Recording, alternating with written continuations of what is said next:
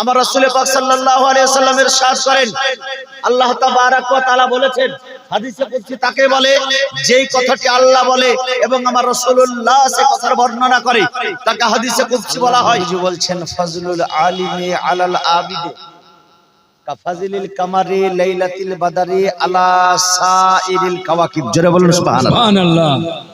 একজন আলিমের ফজিলত জেনারেল মানুষ আবিদের মধ্যে, আবিদ কাকে বলে গো?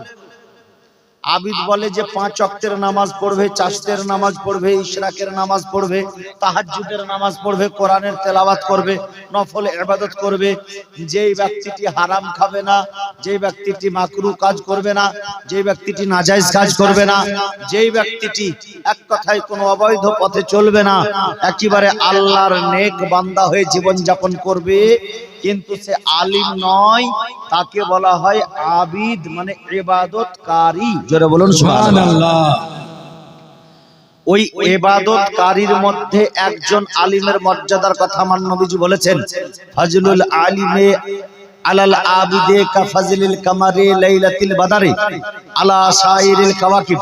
একজন আলিমের ফজিলত আবিদদের মধ্যে ওই রকম যেমন পূর্ণিমা চাঁদের ফজিলত সমস্ত নক্ষত্রের মধ্যে। জোরে বলুন সুবহানাল্লাহ।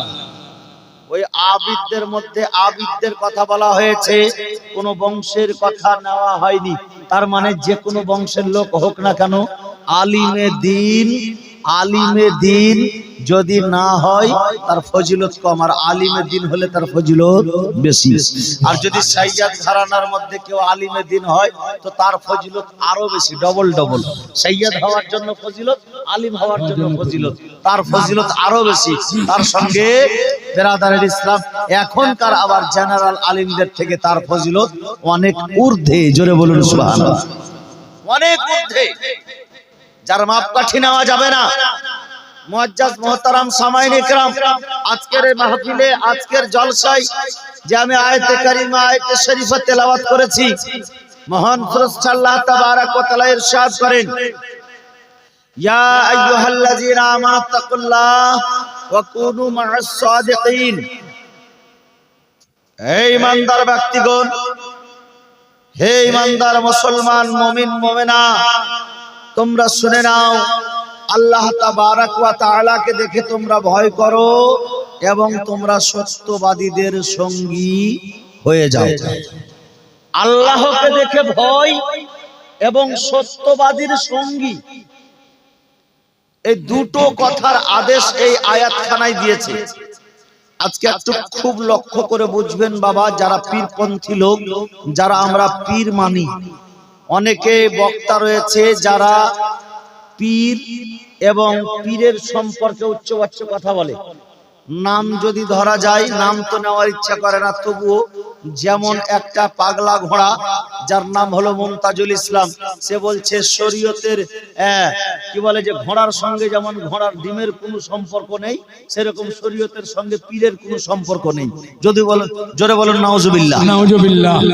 একে আমি এই জন্য পাগলা ঘোড়া বললাম যে এর মুখে কোনো লাগাম নেই আর এর ব্রেনে কোনো বুদ্ধি নেই। এ রাস্তাতে চলছে, না রেলপাটিতে চলছে, না মাঠে চলছে, না ঘাটে চলছে, এর কোনো ঠিক ঠিকানা নেই। যার কথা বলার ব্যালেন্স থাকে না, তাকে আর কি বলা যাবে? বেরাদারের ইসলাম। আর যদি ইলমে দ্বীন শিক্ষা করে যদি আলিম হয়ে স্টেজে উঠে কথা বলে, তবুও একটু বোঝা যায় আলিম তো নয়, সে হচ্ছে নন আলিম। বেরাদারের ইসলাম, ইলম তার মধ্যে নাই। আলিমের সামনে বসে সে একটা পৃষ্ঠা বুখারী শরীফ পড়তে পারবে না, একটা পৃষ্ঠা সে হাদিসের কিতাব পড়তে পারবে না, আর সে শরীয়তের ফতোয়া দিচ্ছে যে ঘোড়ার সঙ্গে যেমন ঘোড়ার ডিমের সম্পর্ক নাই, তেমন শরীয়তের সঙ্গে পীরের কোনো সম্পর্ক নাই। নাউজুবিল্লাহ। কিন্তু শুনে রাখুন বেরাদার, হাদিসে কুদসি, বুখারী শরীফের হাদিস, আমার রাসূল পাক সাল্লাল্লাহু আলাইহি ওয়াসাল্লাম ইরশাদ করেন, আল্লাহ তাবারাক ওয়া তাআলা বলেছেন, হাদিসে কুদসি তাকে বলে যেই কথাটি আল্লাহ বলে এবং আমার রাসূলুল্লাহ সে কথার বর্ণনা করে, তাকে হাদিসে কুদসি বলা হয়। সে হাদিসে কুদসি হচ্ছে আমার রাসূল পাক ইরশাদ করেছেন, বুখারী শরীফের হাদিস, মান আদা লি ওয়ালিয়ান ফাকাদ আযামতুহু বিল হারব, যে ব্যক্তি আমার ওলির সঙ্গে, আমার বন্ধুর সঙ্গে, আমার দোস্তের সঙ্গে, আমরা যে ভাষাতে বলে থাকি পীর, আমার আল্লাহ পাক বলতেছেন যে আমার পীরের সঙ্গে অর্থাৎ আমার ওলিদের সঙ্গে, বন্ধুদের সঙ্গে যেই ব্যক্তি শত্রুতা করলো তার সঙ্গে আমি যুদ্ধের ঘোষণা করলাম। জোরে বলুন সুবহানাল্লাহ। সুবহানাল্লাহ। এই কথাটা কে বলছে গো?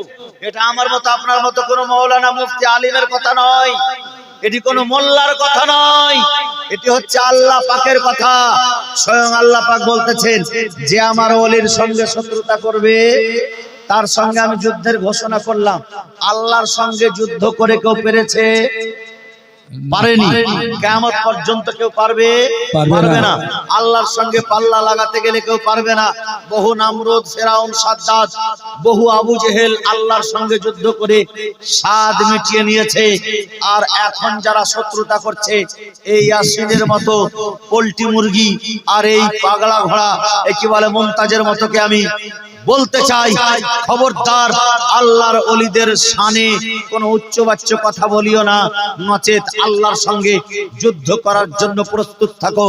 আল্লাহ পাক স্বয়ং বলতেছেন মান আদালি ওয়ালিয়ান ফাকাদ আযামতুহু বিল হারব। এই বেরাদারান ইসলাম, আল্লাহর ওলির সম্পর্ক, পীরের সম্পর্ক শরীয়তের সঙ্গে বহু যুগ যুগ ধরে আছে, থাকবে, আছে, ছিল এবং থাকবে। জোরে বলুন সুবহানাল্লাহ।